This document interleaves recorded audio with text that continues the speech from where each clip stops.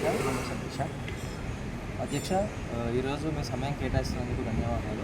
ఈరోజు నేను మీతో మాట్లాడుతున్నది ఏంటంటే, ఈరోజు మన బుడగ జంగాల యువత నుంచి కొన్ని ప్రశ్నలు మీకు అడగాలనుకుంటున్నాను. మీరు సమాధానం ఇస్తామనుకుంటున్నాను అధ్యక్ష. ఖచ్చితంగా మీ యూత్ వల్ల అడిగే క్వశ్చన్లకు నా శక్తి కొద్దీ నాకున్న అనుభవం కొద్దీ మీకు సమాచారం ఇస్తానని తెలియజేసుకుంటున్నాను. అధ్యక్ష, ఇప్పుడు మనకు బుడగ జంగంలో ఎన్నో సంఘాలు ఉన్నాయి కదా, అవన్నీ ఒకటి కావాలంటే ఏం చేయాలి అధ్యక్ష? మంచి క్వశ్చన్ అడిగారు. ప్రతి ఒక్కరూ వాట్సాప్ మాధ్యమాలు ఎత్తేనే మన సోషల్ మీడియాలో ఎత్తేనేమి ఎక్కువ శాతం అందరు కలిసి ఉంటే కలదు సుఖము, అందరూ కలిసి ఉండాలి అని చెప్పి తెలంగాణ రాష్ట్రాలు అయితేనేమి, ఆంధ్రప్రదేశ్ రాష్ట్రంలో అయితేనేమి, కర్ణాటక అయితేనేమి, ఈ వివిధ ప్రాంతాల నుంచి బుడగ జంగాలు అందరూ కలిసి ఉండాలని చెప్పే ఒక సమాధానం చెప్తున్నారు. కానీ ఏ విధంగా కలుస్తారు, దానికి ఏ విధంగా ప్రణాళిక వేస్తారా, ఒక అజెండా పెట్టాలా, దానివల్ల అందరూ ఒక తాటి మీద తీసుకురావాలనే ఆలోచనలో ఎవరు లేకపోవడం అనేది చాలా బాధ కలిగిస్తుంది. మరీ ముఖ్యంగా మీలాంటి యూత్ చదువుకున్న వాళ్ళు, ఈ సమాజాన్ని అసలు ఈ రిజర్వేషన్ విలువ తెలిసిన వాళ్ళు కూడా ముందుకు రాలేకపోతున్నారు అనే ఆలోచన బాధ కలిగిస్తుంది. ఆ క్వశ్చన్ నేను సమాధానం ఏం చెప్తున్నానంటే, కలిసి ఉండాలనే మాట సులువైన మాటనే, కానీ కలిసి ఉండాలంటే దానికి ఒక ప్రణాళికబద్ధంగా ఒక అజెండా పూర్వకంగా తయారు చేసుకోవాలంటే ఈ విధంగా ఇప్పుడు అన్ని సంఘాలు ఉన్నాయి. ఇప్పుడు మన ఆంధ్రప్రదేశ్ వరకే వద్దాం, ఒక 5 సంఘాలు ఉన్నాయి.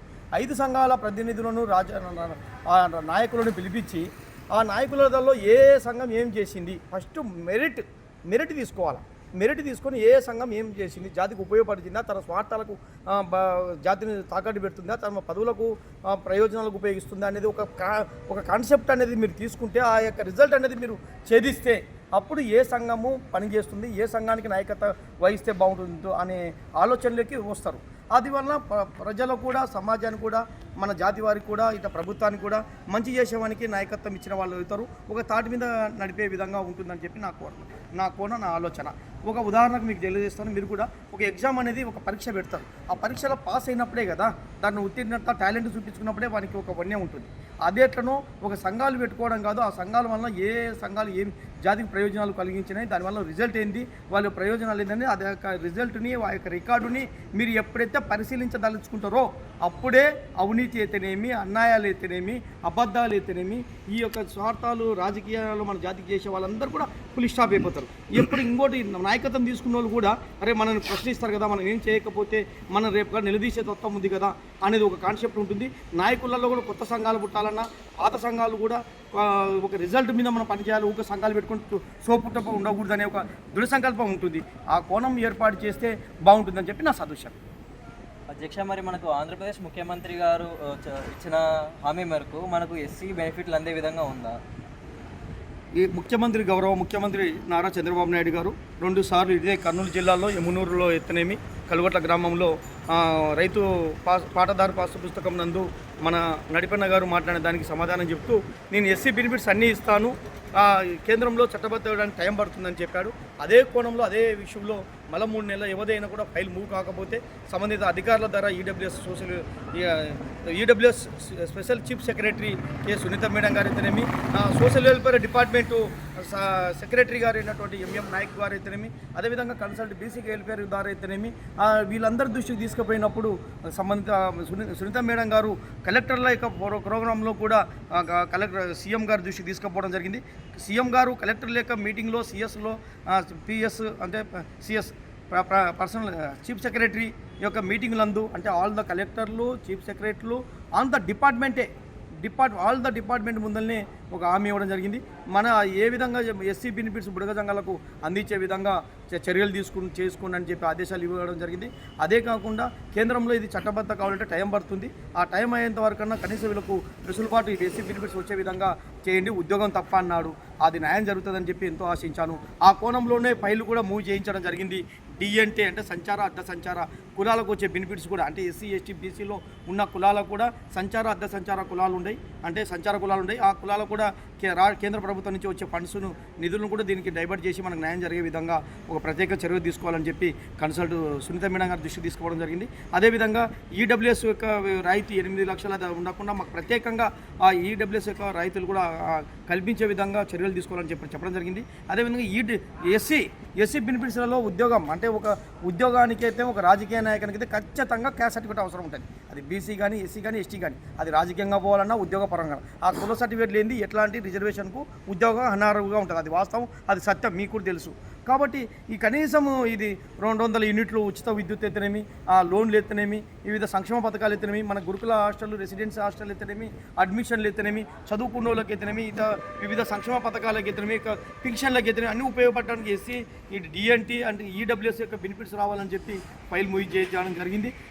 మేడం గారు కూడా ఆ యొక్క సంబంధించిన సీఎం గారు ఇచ్చిన ఆదేశాల వరకు ఆయన బాధ్యత ఉండగా ఫైల్ మూవ్ చేసి పంపించడం జరిగింది. అది సంతోషించాను. సీఎం గారు కూడా 1 నెల వ్యవధి ఉంది, న్యాయం జరుగుతలేదు, సీఎం కలవాలని చెప్పి నాదైన శైలిలో ఎంతో తపన పడాను. కానీ గౌరవ ముఖ్యమంత్రి వారు మళ్ళీ కర్నూలుకి రావడం వలన మన మంత్రాలయ మండలం మాధవరం గ్రామంలో కలవడం జరిగింది. 25వ తారీఖున మన పైన 25వ తారీఖున కలిస్తే ఆయన ఏం చెప్పాడంటే, నేను అప్పటికే కనుక్కున్నాను సంబంధించిన అధికారుల ద్వారా ఆ ఫైల్ మూవ్ చేయించాము, ఫార్వర్డ్ అయింది, సీఎం గారి నుంచి ఫార్వర్డ్ అయింది, అది మినిస్టర్ గారి నుంచి కూడా ఫార్వర్డ్ అయింది.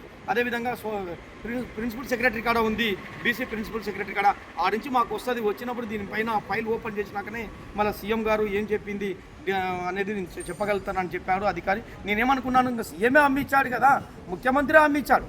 ఇది రాష్ట్రంలో ఎమ్మెల్యేలలో మినిస్టర్లో ఎవరో హామీ ఇస్తే అది ముఖ్యమంత్రి ఆమోదించాలనేది. ముఖ్యమంత్రి ఆమోదించి దానికి పంపించినప్పుడు ఇంక దీనికి ఏం కొరత పెడతాడులే, ఖచ్చితంగా దానికి ఆమోదిస్తాడు. దానికి సంబంధించి అధికారులతో ఒకవేళ డౌట్స్ ఉంటే కూడా కనుక్కొని న్యాయం చేస్తారనే ఆశతో నేను ఎదురు చూశాను.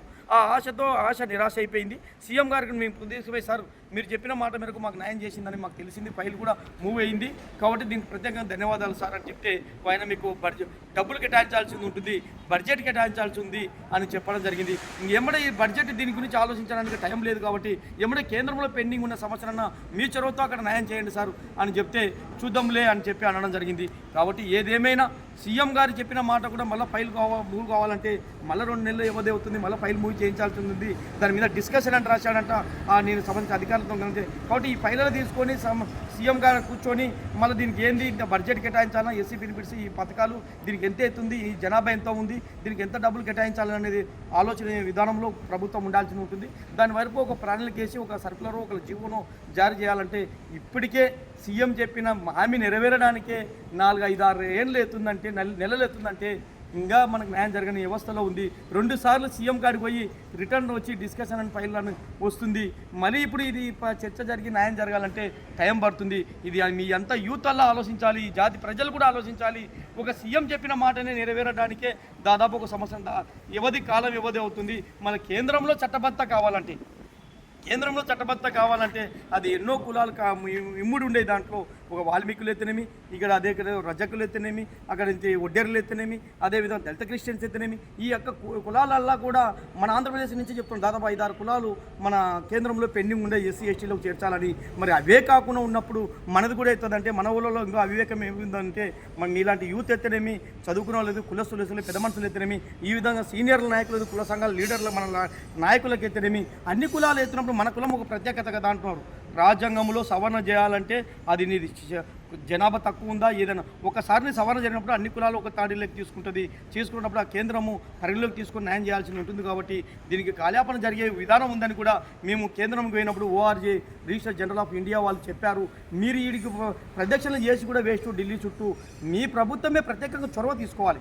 అన్ని కులాలలాగా దీన్ని దాడి చేయకుండా ఒక ప్రత్యేకంగా ఒక మెమోనో ఒక సర్కులర్ ప్రభుత్వానికి, కేంద్ర ప్రభుత్వానికి పంపించి ఇది ఖచ్చితంగా చేయాలని చెప్పి ప్రధానమంత్రి దృష్టికి ఎత్తనేమి, అదేవిధంగా అమిత్ షా గారి దృష్టికి ఎత్తనేమి, మీ ముఖ్యమంత్రి వర్గంలో అక్కడ ప్రత్యేక చొరవ తీసుకొని మీకు చేయాలని చెప్పి పట్టుదలతో దానికి ఉన్నప్పుడే మీకు న్యాయం జరుగుతుందని చెప్పి అక్కడ ఉన్న అధికారులు కూడా చెప్పారని కూడా మేము అక్కడ నుంచి మీకు సమాధానం చెప్పినా కూడా ఇంకా మేల్కొనే విధానంలో లేరని చెప్పి నా బాధ, నా ఆవేదన. కాబట్టి ఏదేమైనా కనీసం మనకు వెసులుబాటు ధరగా కేంద్రంలో చట్టమయ్యేంతవరకన్నా సీఎం ఇచ్చిన మాటకు నెరవేర్చడానికి ఈ యొక్క ఫైల్ని మళ్ళా మూవ్ చేయించి అది డిస్కషన్ చేసి రాశాడు. కాబట్టి దాన్ని ప్రయత్నం చేసి న్యాయం చేయడానికి నా వంతుగా కృషి చేస్తాను. వేడగొండ జంగాల కుల రిజర్వేషన్ సమస్యలపై చట్టబద్ధత కేంద్రంలో పెండింగ్ ఉన్న వాటికి న్యాయం జరిగే ఆలోచన ఉందా అధ్యక్ష? అదే ఇప్పుడే చెప్పాను కదా అధ్యక్ష, కేంద్రంలో పెండింగ్ అది చట్టబద్ధత కావాలంటే టైం పడుతుంది. ఆ టైం పట్టాలంటే మనం అంతా ఒక సంఘటితంగా ఉండాలా. ఈరోజు నాకు ఒకటి అనిపిస్తుంది, నిన్ననే పీర్ల పండుగ జరిగింది, సోషల్ మీడియాలో కూడా చూశాను. ఎన్నో వేషాలు వేసుకొని ఆర్భాటాలు చేస్తారు. ఇది దేవుని కార్యక్రమాలు ఎత్తనేమి, ఇది ఒకవేళ చర్చిలు కట్టాలన్నా, లేదా ఒక దేవాలయాలు కట్టాలన్నా, లేదా ఒక కమ్యూనిటీ హాల్ కట్టాలన్నా, లేదా ఏదైనా పండగలు పబ్బాలు వచ్చి ఇట్లా పీర్ల పండుగలు అవి వచ్చినప్పుడు ఎంతో ఆర్భాటాలు పెట్టుకుంటారు. వాళ్ళు ఏదో వాళ్ళ గ్రామాలలో ఏదైనా ఒక నాయకుడు వచ్చినంటే కలిసి ఏసాలు వేస్తారు. కానీ మన జాతి గురించి మనం పిలుపునిచ్చినప్పుడు వివిధ భిన్న రీతిలో ఒక మన ఏసదారిన ఉండి ఢిల్లీలో నడిబొడ్డున మనం బలంగా చేపట్టాల్సిన విధానం ఉంది. ఆ రోజే ప్రభుత్వము, కేంద్ర ప్రభుత్వము, అక్కడ బీజేపీ ప్రభుత్వం కూడా హిందూ సాంప్రదాయానికి ముడిపడి ఉందని చెప్పుకుంటుంది. కాబట్టి ఆ హిందూ సాంప్రదాయ వృత్తిపరంగా మన వివిధ వేషాలు, పగటి వేషాలు, ఇద్దరు వివిధ వేషాలు అన్నీ వేసుకపోయి కనివింపు కలిగించే విధంగా ప్రభుత్వాన్ని చేసే బాధ్యత మన పైన ఉంది. కానీ దానికి ఎవరు రావాలంటే దానికి ఆర్థిక సోర్సెస్ అంటారు. ఆర్థిక సోర్సెస్ మనం ఇవ్వడానికి ఎక్కడి నుంచి సభ్యతలు కానీ అవి కానీ తీసుకొని గ్రామాల నుంచి అక్కడి నుంచి మనం వసూలు చేసింది లేదు.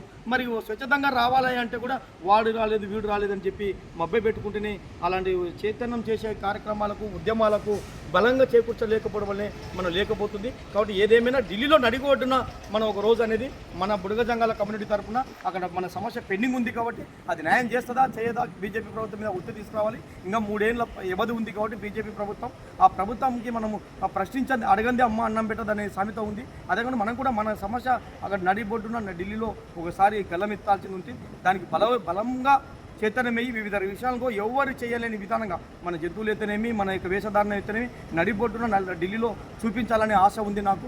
ఆ ఆశ ఎప్పుడు నెరవేరుతుందో ఏమో చూస్తాం. మీలాంటి యూత్ అందరూ చైతన్యమయ్యి ఇది ముందుకు వస్తే ఆ కార్యక్రమం కూడా చేపట్టాలని కూడా నిర్ణయం తీసుకుంటున్నాం అని తెలియజేసుకుంటున్నాం.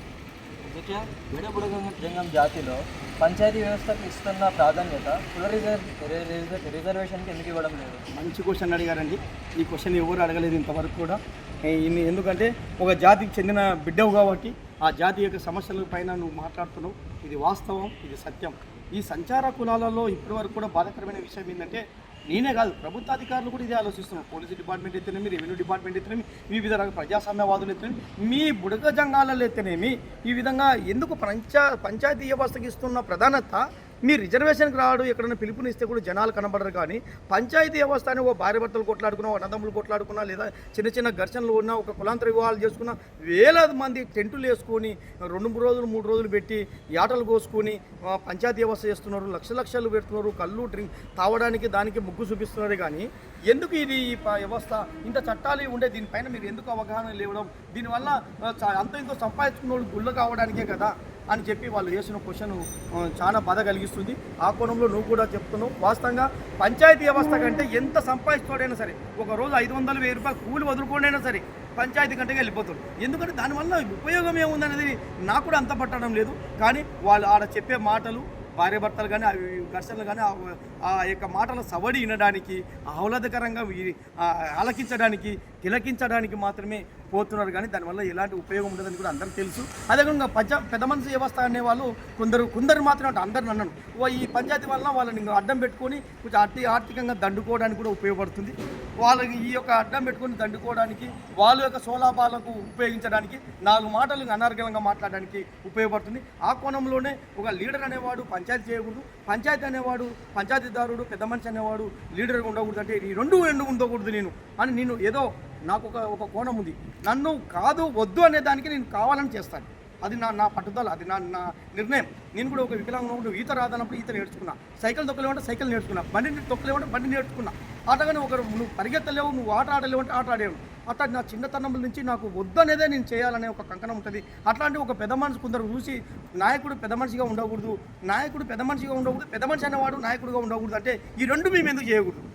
చదువుకున్న ఎడ్యుకేటెడ్ పర్సన్ నేను ఎందుకు చేయకూడదు? ఈ జాతికి ఉపయోగపడేది అన్నిటికన్నా ఈ పంచాయతీ వ్యవస్థ కన్నా జాతి వ్యవస్థను కాపాడేది.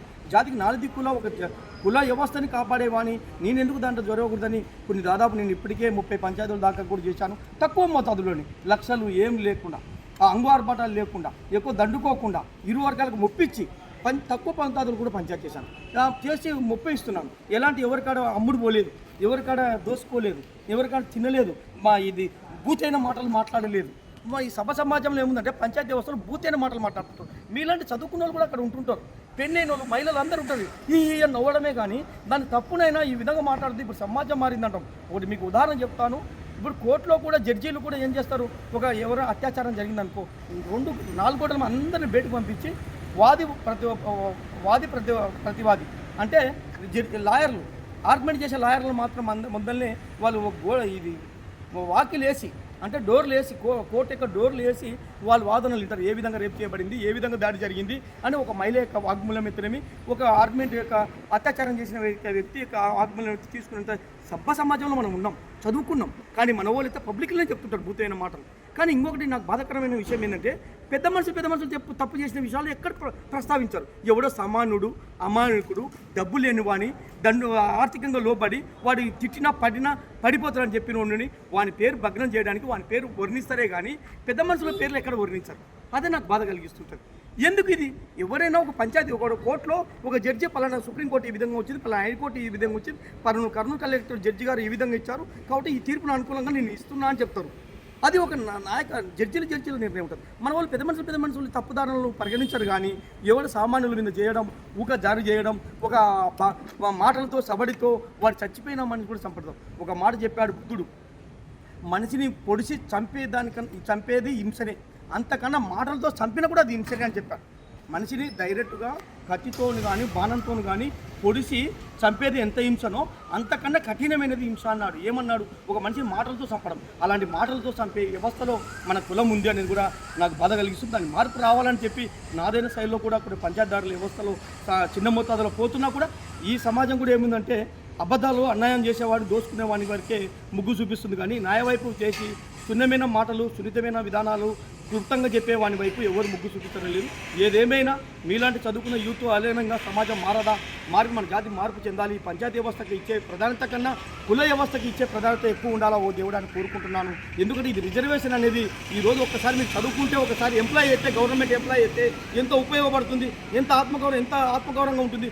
ఆత్మగౌరవం చాకటి జరుపుకొని యాచక వృత్తులతోనైతేనేమి, భిక్షాటనతోనైతేనేమి, చదువులు రాక, ఉద్యోగాలు రాక, ఏం రాక, పాదబట్టలు ఎత్తగలేక ఈ విధంగా పంచాయతీ వ్యవస్థతో మూఢనమ్మకంతో నలిగిపోవాల్సిందేనా? చదువుకున్న వాళ్ళకు ఆత్మగౌరవంగా ఉండాలంటే రిజర్వేషన్ ఉండాలి. మళ్ళీ ఆ రిజర్వేషన్ వైపు ఎప్పటికైనా పోరాటం చేసినప్పుడు ముగ్గు చూపించే వ్యవస్థ మీలాంటి కుల యూత్ కూడా ముందుకు రావాలని చెప్పి కోరుకుంటున్నాను. ఆ విధంగానే చైతన్యం చేయడానికి కూడా ప్రయత్నం చేస్తున్నాం. మీలాంటి వాళ్ళు కూడా యూత్ కూడా ఈ సమాజంలో చదువుకున్నారంతా ఈ వివిధ గ్రామాలలో కూడా ఉండరు ఎక్కువ శాతం. వాళ్ళు కూడా మోటివేట్ అయ్యి జాతి వైపు ముగ్గు చూపించాలని కోరుకుంటున్నాం. అప్పుడే కుల పంచాయతీ వ్యవస్థ కన్నా మన రిజర్వేషన్ పంచాయతీ వ్యవస్థకు మంది ఎక్కువ అవుతారు, బలం ఏర్పడుతుంది, పోరాట పరిశ్రమ కూడా బలపడి మన జాతిని మన యొక్క రిజర్వేషన్ సాధించుకోగలరు. అధ్యక్ష, మన జాతిలో సంఘాల ఏర్పాట్లు చేసుకుంటూ తమ స్వార్థాలకు, రాజకీయాలకు మరియు డబ్బులు వసూలు పాల్పడుతున్నారని అనుమానాలు ఉన్నాయి. దీనిపై మీ అభిప్రాయం ఏమిటి? వాస్తవం. ఇప్పుడు గతంలో నేను చిన్నతనంలో ఉన్నప్పుడు మా నందికొట్కూరు గడ్డలో బుడగజంగం స్థాపించేటప్పుడు, బేడ బుడగజంగం సంక్షేమ సంఘం స్థాపించినప్పుడు మా పెద్దలు ఎత్తనేమి కొందరు అనుకున్నారు. మా నందికొట్కూరు కర్నూలు గడ్డలో కూడా కొందరు వివిధ వేరే కమ్యూనిటీ కింద కూడా స్థాపించినప్పుడు కూడా వారు కూడా సాధించినప్పుడు ఏమనుకుంటే ఒకటి మంచితనాన్ని కాపాడాలా, మన జాతి రిజర్వేషన్ సాధించాలని ఒక పట్టుదల, ఒక దృఢ సంకల్పంతో ఆ రోజు నిజాయితీతో మన వాళ్ళకి మనకు న్యాయం చేయాలా, ఇతరుల కులాలు రాకుండా, బోగస్ కులాలు లేకుండా మన కులాన్ని కట్టుబాటు చేయాలని చెప్పి ఒక సంఘాన్ని స్థాపించి పెట్టారు.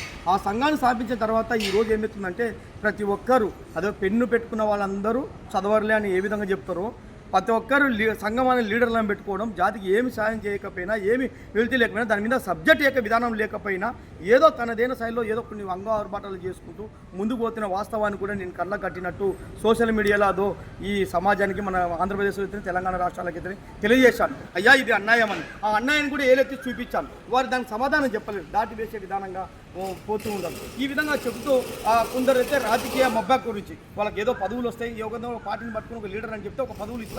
ఇది ఇండిపెండెంట్ పదవులో లేదా ఏమైనా రాజకీయ పదవులో ఇస్తారని ఒకటి, లేదా రాజకీయ నాయకుల కాడికి పోయి ఎంతో ఆర్థికంగా విధంగా తీసుకోవచ్చు, లేదా మన ప్రజల దగ్గరకు పోయి కొందరు మీరు చూస్తూనే ఉంటారు కొంచెం దోసుకునే వ్యవస్థ కూడా ఏర్పాటే. గ్రామాల స్థాయి వరకు దోసుకుని తిని సైలెంట్ అయిపోయారు. ఏమైనా సాధించినరా? మళ్ళీ దాన్ని ప్రశ్నిస్తున్నారా? ప్రశ్నించారు. మళ్ళీ అలాంటి వాళ్ళు వస్తేనే వాళ్ళకే మళ్ళీ జైలు కొట్టే విధానంలో మూర్ఖత వ్యవస్థలో ఉందంటే మన జాతి ఎప్పుడు ఎక్కడ మారుతుంది? ఎక్కడ మారుతుంది? నిజాయితీగా చేసి కళ్ళ కట్టినట్టు కొన్ని రికార్డులు కూడా చూపించాను. హాస్టల్ ఏర్పాటు చేశాను నాదైన శైలిలో. ప్లస్ డిఎస్సిలో 14 మందికి ఉద్యోగాలు ఈ ఓసీ కింద, ఈడబ్ల్యూఎస్ కింద ఇప్పించాను, రావడానికి కృషి చేశాను. హైకోర్టులు వేశాను, హెచ్ఆర్సీలు వేశాను. గత కిరణ్ కుమార్ రెడ్డి, గత జగన్మోహన్ రెడ్డి గారిని పతికొండలు ప్రశ్నించాను. అయిపోయిందని ధనంజయ రెడ్డి గారు అన్నా కూడా అయిపోలే సార్, అధికారులు అన్యాయం చేస్తున్నారు, అబద్ధం చెప్తున్నారు అని ప్రశ్నించాను. దానికి మూవ్ చేయించాను. ఇదే చంద్రబాబు ఇప్పుడు ముఖ్యమంత్రి అయిన కాడికి 3 సార్లు కలిచాను. ఇదే పతికొండలో కలిచాను, మరి ఇదే విధంగా నిన్న కర్నూలులో కలిచాను, మరి మొన్న ఆయన ముఖ్యమంత్రి అయిన వెంటనే మళ్ళీ అమరావతిలో కలిసడం జరిగింది. ఈ విధంగా పలుసార్లు పోతున్నాం, ఎక్కడ పోయినా సమస్యను తీసుకుపోతున్నాం. ఈ కరువులకు వచ్చిందంటే ఖచ్చితంగా బుడగజంగాల సమస్య ఆయన దృష్టికి పోతూనే ఉంటుంది. ఆ కోణంలో ప్రయత్నం చేస్తూనే ఉన్నాం. కానీ ఇన్ని సంఘాలు ఉండి కూడా ఏమైనా ఉపయోగపడ్డాయా? మీ అందరికి తెలగ చదువుకున్న ఉద్యానం చూస్తలేరా? మళ్ళీ ఆ రోజు అంగో ఆర్భాటాలు పెట్టుకున్న వాళ్ళు ఏం సాధించారు? అందుకే నేను గతంలో చెప్పాను, ఈ కులాలలో ఒకటి కావాలంటే ఫస్ట్ రిజల్ట్ పెట్టండి. ఏ సంఘం ఏం చేసింది, ఏం జాతికి ఉపయోగపడింది అనేది ఎప్పుడైతే మీరు రిజల్ట్ స్వీకరిస్తారో ఆ రికార్డును మీరు ముందు పెట్టాలని చెప్తారో, పెట్టని సంఘాలు లేక లీడర్ని తొలగించబడుతుంది, ఆ సంఘం మాకు వద్దని చెప్పి మీరు ఎప్పుడైతే చేతనమెత్తారో అప్పుడే ఈ కులాలు పుట్టవు, ఈ స్వార్థాలు ఉండవు, జాతికి ప్రయోజనాలు కాపాడే విధంగా ఉంటుందని కూడా ఈ సందర్భంగా తెలియజేసుకుంటున్నాను. ఆ కోణంలో కొందరు మా స్వలాభాల గురించి పోయేవాడు మూర్ఖుడండి. నా కోణంలో నేను చెప్తున్నాను, మనం ఎప్పుడు అంబేద్కర్, పూలే గారి సిద్ధాంత ప్రకారం పోతున్నప్పుడు వాళ్ళ దాంట్లో కనీసం 5 పైసల భాగం లేదా అనావంతు పైసలన మన జాతికి న్యాయం చేసే మనం సొంత లాభం కొంచెం వదులుకొని పని చేయాలి. కానీ మన స్వార్థాలకు దానికి లాభం చేసుకొని ముందుకు పోయినాడు అది ఎప్పుడు గెలవదు. వాడు ఎప్పుడు ఆ పూటకే గెలుస్తారని కూడా నాకు తెలుస్తుంది. కానీ అది నిజం అనేది నిక్కడిగా ఎప్పుడు స్థిరస్థాయిగా చచ్చినా బతికినా వాడు స్థిరస్థాయిగా ఉంటుందని చెప్పి ఆ మహనీయులు చెప్పిన సూత్రం ప్రకారం నా జాతికి న్యాయం చేసే విధంగానే మనం ముందుకు పోవాలి, కానీ అన్యాయం చేసే విధంగా ఉండకూడదు. కొందరు స్వలాభాల గురించి ఈ సంఘాలు పెట్టుకొని సోపుట్టపల గురించి రాజకీయ పదవులకు దాన్ని పోతుడు, దానివల్ల డబ్బులు అవి వసూలు చేసుకుని కొంచెం చెడ్డ పేరు ఉండేది కూడా వాస్తవం. అది అలా మార్పు రావాలని చెప్పి కోరుకుంటాం. మీలాంటి వాళ్ళు కూడా నిజంగా ఎవరు చేస్తున్నారు, ఏ సంఘం ముందుకు పోతుంది, ఏ జాతికి మేలు చేస్తున్నారు అనేది ఆలోచించాలి. నా కాడ ఉండేది ఒక నిక్కచ్చగా ఉంటుంది.